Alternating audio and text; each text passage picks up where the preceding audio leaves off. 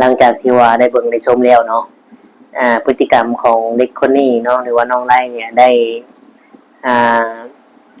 เฮ็ดลงไปเนี่ยถูกต้องบ่หรือว่าบ่ถูกต้องเนาะซึ่งยูทูบเบอร์ก็เสียความรู้สึกและเสียใจเนาะที่เห็นแบบนั้นทั้งที่บ่ได้มีผลประโยชน์อีหยังเลยบ่ได้มีรายได้จากตรงนั้นเลยเนาะแต่ก็มีรายได้ยอดวิวหั่นแหละพี่น้องเอ้ยเนาะถามว่ามีรายได้บ่ก็มีอยู่เนาะก็บ่ปฏิเสธก็มีรายได้จากไปถ่ายน้องเพิ่นหั่นแหละเนาะก็มีอยู่มีส่วนรายได้อยู่เนาะถึงสิว่าบ่ว่าบ่ได้หยังก็บ่แม่นพี่น้องเอ้ยเนาะถึงขั้นมานั่งคุยกับผู้ใหญ่บ้านหรือว่าทั้งพ่อน้องไล่น้องแต่เนี่ยนะพี่น้องเอ้ยเนาะถึงขั้นการจัดตั้งผู้ใดแต่ทั้งแม่น้องไล่ก็บ่ยอมเนาะแต่ทั้งพ่อน้องไล่เนี่ยว่าบอกประเด็นขึ้นมาว่าเป็นเพราะยูทูบเบอร์ที่เขามาถ่ายที่เขามาสร้างเรื่องให้มันมีวุ่นวายแบบนี้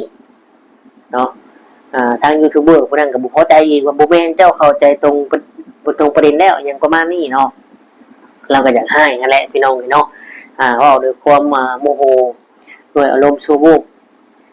มันก็กลายเป็นแบบว่าบ่ถือกันเนาะ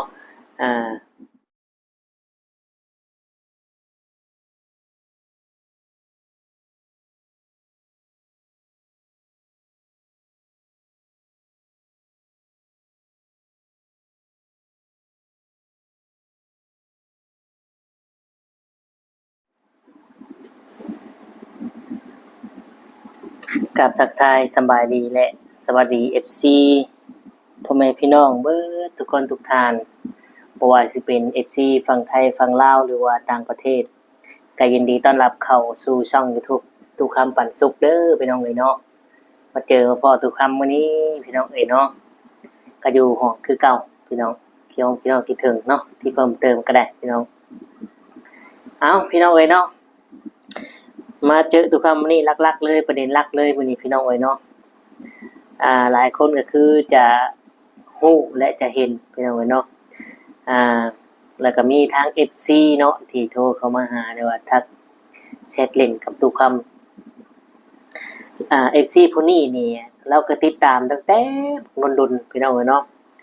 ติดตามตั้งแต่เขาน้องไล่น้องแต่เนี่ยยังบ่ได้เฮือนผู้ใดเนาะพี่น้องเอ้ย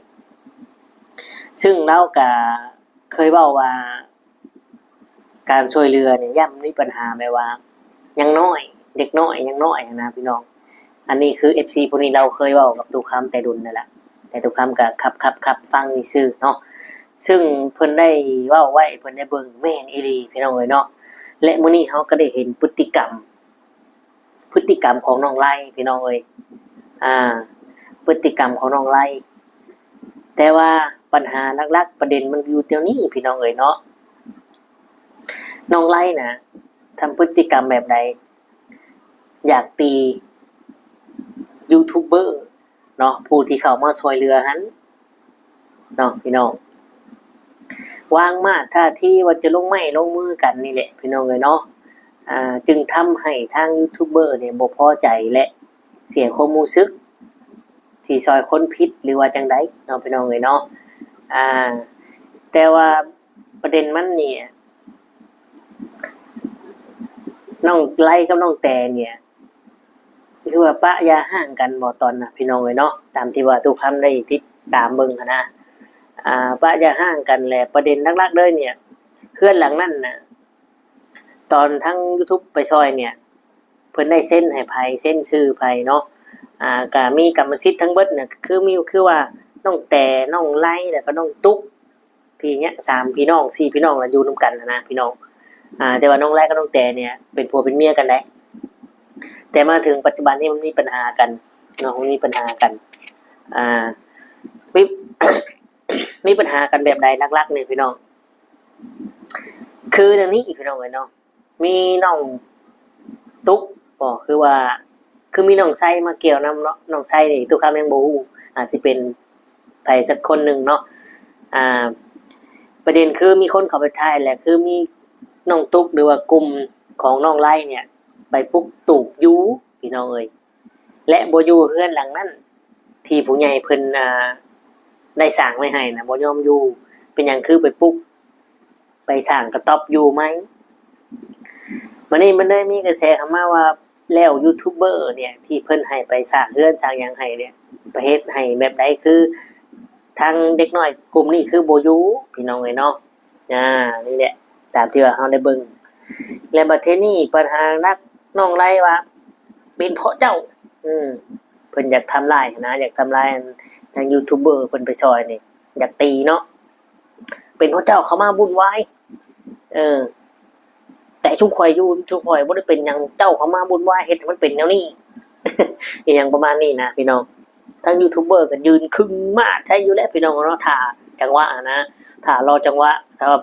น้องไล่สวนมากับยูทูบเบอร์เพิ่นน่ะก็ใส่เลยนะพี่น้องเอ้ยเนาะเพิ่นท่าอยู่คือกันแต่ว่าเพิ่นก็บ่ได้อยากเข้ามาเนาะทางยูทูบเบอร์คนนั้นก็ว่าบ่ได้อยากเข้ามาเพื่อเข้ามาเกลี่ยไก่ให้ซุมโตแต่ข่อยบ่ได้ต้องการกลายเป็นเรื่องใหญ่เรื่องโตเลยบาดนี้พี่น้องเอ้ยเนาะถึงขั้นถึงเจ้าหน้าที่และการจัดตั้งผู้ปกครองและถึงกฎหมายระเบียบเลยเด้พี่น้องเอ้ยเนาะเพราะว่ามันก็เป็นเรื่องใหญ่และบาดนี้พี่น้องฟังเว้าเลยเนาะและก็เห็นทั้งคลิปทางเป่าจิตเพิ่นได้คุยกับแม่น้องไลพี่น้องเอ้ยเนาะแม่น้องไลเนี่ยเราก็สิเว้าในทางด้านกฎหมายบัดนี้เราก็สิงัดกฎหมายขึ้นมาเลยบัดนี้พี่น้องเนาะว่ากรรมสิทธิ์ผู้ปกครองบ้านหลังนั้นที่ดินพื้นนั้นที่เพิ่นซื้อให้แรกๆน่ะเป็นชื่อไผเซ็นให้ไผถือกรรมสิทธิ์หลักๆเลยเนี่ยถ้าว่าเนาะถ้าว่าเป็นชื่อเท่าไรหรือว่าชื่อนายไรเนาะตามหลักกฎหมายเนี่ยเฮาสิเว้าหยังบ่ได้เด้พี่น้องเนาะเพราะว่าเพิ่นมอบกรรมสิทธิ์เซ็นให้เรียบร้อยเนี่ยชื่อผู้นี้ขณะสิขายเนาะญาติพี่น้องมานั่นนี่ก็ยังบ่มีสิทธิ์เพราะว่าต้องมีลายเซ็นชื่อผู้เจ้าของที่นั่นยินยอมจังสิได้เนาะยกตัวอย่างเนาะตู้ค่ำเนี่ยก็เคยเจออยู่ในเหตุการณ์แบบนี้พี่น้องเอ้ยเนาะแต่ว่าตู้ค่ำเนี่ยเจอแบบว่าเป็นที่ดินเนาะที่ดินเนี่ยเป็นที่ของพ่อเนาะที่ดินน่ะเป็นที่ของพ่อของตู้ค่ำกับอ้ายแล้วเนาะอ้ายน่ะเป็นอ้ายของพ่อซึ่งเป็นลุงของตู้ค่ำเนี่ยและบัดนี้เพิ่นทั้งกรมที่ดินเพิ่นเนี่ยลงมาแทกวัดที่ดินเพิ่นเนาะที่ดินนาของตู้ค่ำนาดงนะ100 ไร่พี่น้องนาดงตู้ค่ำนะที่ตู้ค่ำเคยบอกฟังและบัดนี้ไปแทกเนาะไปแทก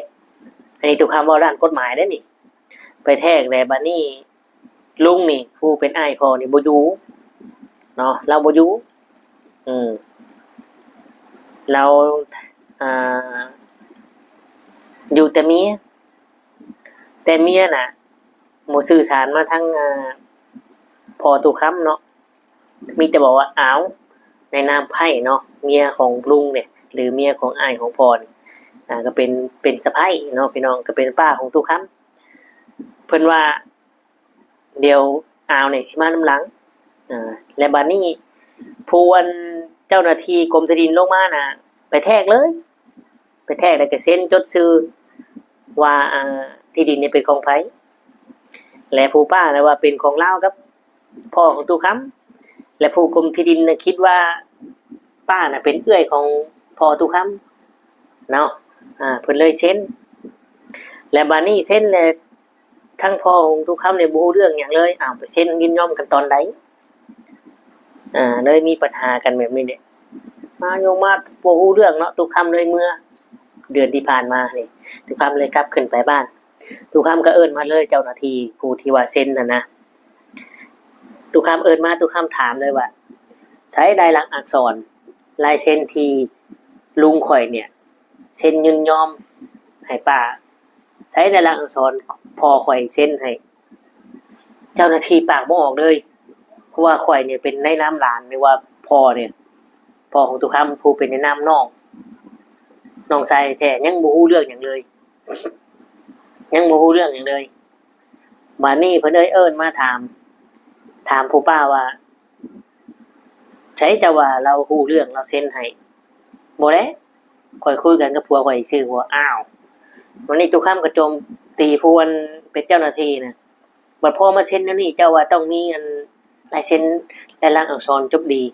บัดตอนเจ้าเซ็นที่ดินข่อยว่าเซ็นให้ป้าเป็นไผลายเซ็นข่อยอยู่ไสเจ้าคือเซ็นให้แล้วเพิ่นปากบ่ออกเพิ่นเอาไว้เนาะเพิ่นเลยถามอ้าวผู้นี้เป็นไผผู้นี้น่ะเป็นป้า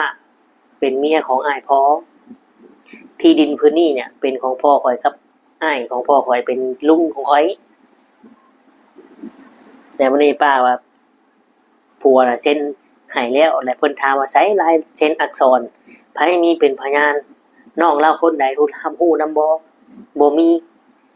เห็นบ่พี่น้องซึ่งไผเนี่ยบ่มีสิทธิ์เลยมีแต่พ่อกับพ่อตุคำกับอ้ายเราที่มีสิทธิ์ที่คุยกันแบ่งกันถ้าว่าพ่อบ่อยู่แล้วก็ใส่ชื่อลูกกับชื่อพ่ออย่างตุคำเนี่ยกับลูกของลุงตุคำเนี่ยไล่เห็นกันได้อ้ายกับน้องลูกหลานไล่เห็นกันแต่ไพ่เนี่ยคำว่าสะไพ่เนี่ยไล่บ่เห็นกันได้พี่น้องเนาะไล่บ่เห็นกันได้ป้าสมมุติว่าลุงของทุกคำป้าห่างยากันไปก็เป็นผู้อื่นเห็นบ่ตามหลักกฎหมายนะต้องมีลายเซ็นยินยอมจำตาจำโป้ให้คักแน่ว่าทุกคำเนี่ยยินยอมที่ดินพื้นนี้นะให้ป้าครึ่งนึงครึ่งนี้เนี่ยทุกคำเอาก็พอจังซั่นจังสิถูกต้องพี่น้องอันนี้ทุกคำเว้าในด้านกฎหมายที่ว่าทุกคำเคยเจอมาหั่นนะพี่น้องถ้าว่าเอาตามลายลักษณ์อักษรที่เซ็นกันคักแน่เนี่ยมันก็เป็นไปประมาณนี้แหละพี่น้องเนาะสำหรับเรื่องนี้ก็มีแต่ว่าให้กำลังใจแล้วก็ติดตามกันต่อไปเนาะพี่น้องเนาะว่าเป็นจังไดแต่ว่ามื้อนี้หลักๆเลยเนี่ยที่เฮาเห็นคลิปเนี่ยทางยูทูบเบอร์เพิ่นผิดหวังและบ่พอใจในสิ่งที่พฤติกรรมของน้องไร่ได้เฮ็ดใจการกระทำของเพิ่นมื้อนี้พี่น้องเอ้ยเอ้า FC บ่เชื่อเลยทุกคำจะพาไปเบิ่งไปชมคลิปนิดนึงเนาะที่ทุกคำได้เบิ่งในช่องของน้องผัดไส้เอาขึ้นให้ FC ได้เบิ่งว่าพฤติกรรมเพิ่นเป็นจังไดเดี๋ยวสิว่าทุกคำเว้าสิตัวเนาะไปเบิ่งไปชมนำกันเลยพี่น้องลุยตัวเอาได้บ่อยู่เด้อบ่อยู่โอเคดีแล้วมาใกล้ดินบ่ได้อยากมาใกล้ตัวดอกนะมาก็มาแต่งจังเอามานี่คุยเรื่องดินนี่แล้วได้หมูนี่สร้างเป็นแท้นี่จะมาคุยใกล้เกลี่ยให้ตัวใดใกล้เกลี่ยเหี้ยเดี๋ยวอ้าวดินมันเป็นปัญหาได้ยังสมมติว่านั่นเลยเพื่อนนี่ผู้ใหญ่เพิ่นน่ะอีต้นเลยเฮ็ดให้น้องเขาอยู่กระชั้นเลยเอาแบบนี้ก็ได้เป็นคิดแบ่งเขตให้เลยตัวโอเคคำบุยูเลยก็มาอยู่เพื่อนเมียถามใช่เบิ่งโมเมนต์ไว้อื่นหรอกฉันเอาเมื่อในคืนนี้ฮะผมก็เลยมักยากหรอกคนได้ก็ได้ตัวได้เนี่ยแม่นจริงใช่ไหมเอ้าคุกมองก็เคยอยากได้นะไม่ใช่บ่ล่ะดินก็ไม่เขาเคยอยากได้ยังกับแฟนก็หูดีว่าเขาไม่ได้อยากวางอยากได้เนี่ยแต่ว่าจะให้มันเกียร์คือเพิ่นให้มันกินไก่เกียร์คือเพิ่นตอนเพิ่นเป็นเพื่อนในท่านน่ะก็เพิ่นเก็บนิดหน่อยแต่เพิ่นเป็นต้นเนาะเป็นน้อยเลยให้มีมุมต้นของเขาตะกี้น่ะผู้ใหญ่เพิ่นบ่ได้เฮ็ดชื่อจะดินไทยตะกี้น่ะแต่บัดนี้น่ะเพิ่นก็เลยแบบ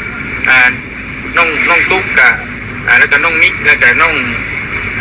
ติ๊กมันมีตัวเล็กน้อยน่ะมันอยู่น้ำตูบน้อยๆตะกี้ก็บ่ได้มีหยังน่ะเพิ่นเห็นแล้วก็อีต้นก็เฮ็ดอยู่นํกันเบิดนั่นแหละความหมายนะแล้ววันนี้แหละมันเวลาล่วงเลยมาหลายปีแล้วก็แต่เฮาก็บ่ได้พร้อมหรอกคือมอเตมอยังที่ไปแต่สั้นไปที่มันก็เฮาก็ว่าโอเคพี่น้องตัดภาพมาก็อยู่กับตัวคำคือเก่าเนาะเป็นจังไดพี่น้อง FC ทุกคนหลังจากที่ว่าได้เบิ่งได้ชมแล้วเนาะพฤติกรรมของเด็กคนนี้เนาะหรือว่าน้องไร่เนี่ยได้เฮ็ดลงไปเนี่ยถูกต้องบ่หรือว่าบ่ถูกต้องเนาะซึ่งยูทูบเบอร์ก็เสียความรู้สึกและเสียใจเนาะที่เห็นแบบนั้นทั้งที่บ่ได้มีผลประโยชน์อีหยังเลยบ่ได้มีรายได้จากตรงนั้นเลยเนาะแต่ก็มีรายได้ยอดวิวหั่นแหละพี่น้องเนาะถามว่ามีรายได้บ่ก็มีอยู่เนาะก็บ่ปฏิเสธก็มีรายได้จากไปถ่ายน้องเพิ่นหั่นแหละเนาะก็มีอยู่มีส่วนรายได้อยู่เนาะถึงสิว่าบ่ได้หยังก็บ่แม่นพี่น้องเนาะถึงขั้นมานั่งคุยกับผู้ใหญ่บ้านหรือว่าทั้งพ่อน้อง ไล่น้องแต่เนี่ยนะพี่น้องเอ้ยเนาะถึงการจะตั้งผู้ใดแต่ทั้งแม่น้องไล่นี่ก็บ่ยอมเนาะแต่ทั้งพ่อน้องไล่เนี่ยว่าบอกประเด็นขึ้นมาว่าเป็นเพราะยูทูบเบอร์ที่เขามาถ่ายที่เขามาสร้างเรื่องให้มันมีวุ่นวายแบบนี้เนาะทางยูทูบเบอร์ผู้นั้นก็บ่พอใจอีกว่าบ่แม่นเจ้าเข้าใจตรงประเด็นแล้วอย่างประมาณนี้เนาะเราก็อยากให้นั่นแหละพี่น้องเนาะเว้าด้วยความโมโหด้วยอารมณ์ชั่ววูบมันก็กลายเป็นแบบว่าบ่ถือกันเนาะมันก็สิกลายเป็นพิษให้พิษเลวกันแต่ว่าหลักๆเลยนี่ตามที่เพิ่นฟังเพิ่นคุยกันในบ้านหลังนั้นน่ะคือบ่ให้ไปอยู่ปิดเลยเพิ่นว่าเนาะเดี๋ยวว่าเอาคืนให้ผู้ใหญ่เพิ่นแต่ผู้ใหญ่เพิ่นสิไปถวายให้ไปมาอยู่ก็แล้วแต่เพิ่นว่าจังซี่นะพี่น้องเอ้ยเนาะเพราะว่ามีปัญหากันนี่พี่น้องเอ้ยเนาะน้องไลเพิ่นก็อาจจะทำไปด้วยอารมณ์ชั่ววูบผู้อาชีวธรรมถึงการเพราะว่าถูกกดดันเนาะถูกกดดันแล้วก็อยากให้ที่ว่าเขามาสร้างความบุญไว้ปันป่วนเนาะอย่างประมาณนี้พี่น้องเอ้ยเนาะแต่ฝากถึง FC เนาะผู้ที่เบิ่งก็ให้พิจารณาเบิ่งคักๆพี่น้องอย่าว่าแต่ทั้งคนผู้ทุกข์ผู้ยากผู้ลำบากเนี่ยเป็นผู้ผิดฝ่ายเดียวพี่น้องเอ้ยเนาะก็เบิ่งให้คักๆพี่น้องเอ้ยเนาะบางเทื่อคนทุกข์เนี่ยมันอยากแพ้คนรวยเท่าใดพี่น้องเอ้ยเนาะมันอยากไปทางนั้นเท่าใดทุกความเชื่อนั่นใดแต่ก็บ่ได้เว้าว่าให้ไผดอกเพียงแต่ว่าตามที่สังคมมันเป็นอยู่ทุกครั้งก็เคยเห็นมาหั่นนะพี่น้องมีเงินนี่ชนะทุกอย่างอีหลีได้พี่น้องเอ้ยเนาะเพราะฉะนั้นเฮาก็ต้องเบิ่งความยุติธรรมบ่ค่อยมีเดี๋ยวนี้มีแต่กรรมที่ซอยเฮาได้มีแต่เวรกรรมเท่านั้นที่ซอยเฮาได้เนาะผู้ใดเฮ็ดจังไดก็เวรกรรมก็ตามสนองครอบครัวบ่ดีบ่สุขเจ็บเป็นเอ็นอุ่นก็ว่ากันไปพี่น้องเนาะเอาโอเคพี่น้องท้ายนี้สุดนี้ทุกคำก็คือสิได้ขอตัวอำลาพระจากจบคลิปไปเนาะก็คือสิได้กล่าวคำว่าสบายดีและสวัสดีครับพี่น้องเนาะขอขอบคุณเด้อที่เข้ามาชมสิได้ขอตัวนอนนะบัดนี้พี่น้องเนาะ